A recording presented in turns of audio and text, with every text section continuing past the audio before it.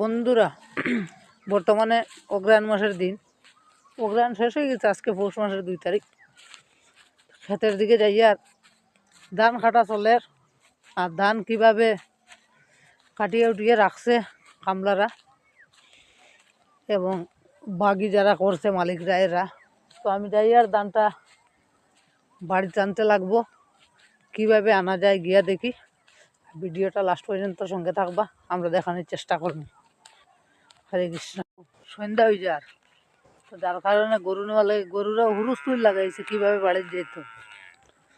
তো আমিও আই গেছি মোটামুটি একলগে সব কাম করিয়া যাইতে সময় গরু আনি মুগিয়া। আর গরু এখন তো খানির অভাব নাই, বেজান ঘাস আছে, ধান কাটা হয়েছে। ধান পুরা কাটিয়া থোয়া, খালি গাড়ি আইতো আর নেওয়া হইতো।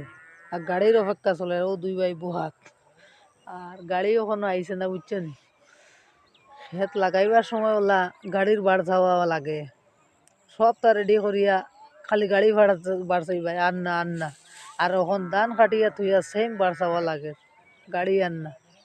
কিতা করতায় ক্ষেত করিয়া কত জ্বালা মানছর।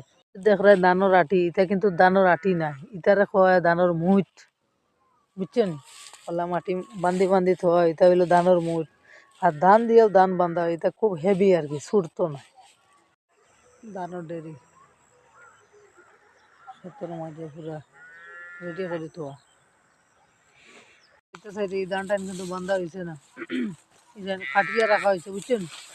পুরা ক্ষেত ভর্তি আছে ধান। গাড়ি আইলে পরে ও ওঠান তাড়াতাড়ি করে বান্ধিয়া তুলতে লাগবে, যার কারণে এই টাইম রয়েছে ওরকম। ধান দেখায় ও জায়গাটা দেখা পরে গুড়ির থেকে কাটিয়ে পরিষ্কার করা হয়েছে। এটা হইলো ধান বান্ধার লাগে ও জায়গাটা কাটা হয়েছে। এটার কয় বেড়াইল, ও বেড়াইলের লাগে এটা কাটিয়ে রাখা হয়েছে। ওরকম 2-3টা গাছ দিয়া বেড়াইল বানাইয়া এটা বানতে লাগে। ঠিক আছে, লাস্ট পর্যন্ত আমরা দেখানোর চেষ্টা করবো, সঙ্গে থাকবো।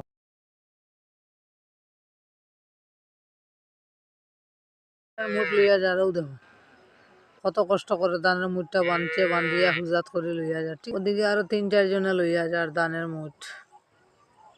ধান কাটার পরে দেখো নেড়া কত সুন্দর নেড়া। অত ডাকাটা কি করো কেন, বাড়ির দিতাইনি? হ্যাঁ, এখন একলা পড়ে গেছে, বুঝছো। আর তার তো ভালো লাগে না, এখন বাড়ির দিতে দিতাই কিনি। হ্যাঁ, বাড়ির দিতাইনি তুমি? এ হে, আগে যে কইছিলাম বেড়াইল, ও ওটাই নইলে বেড়াইল। ঠিক আছে, ও ধান বান্ধিয়া ওটাই বাচ্চে। আর কালকে মোটামুটি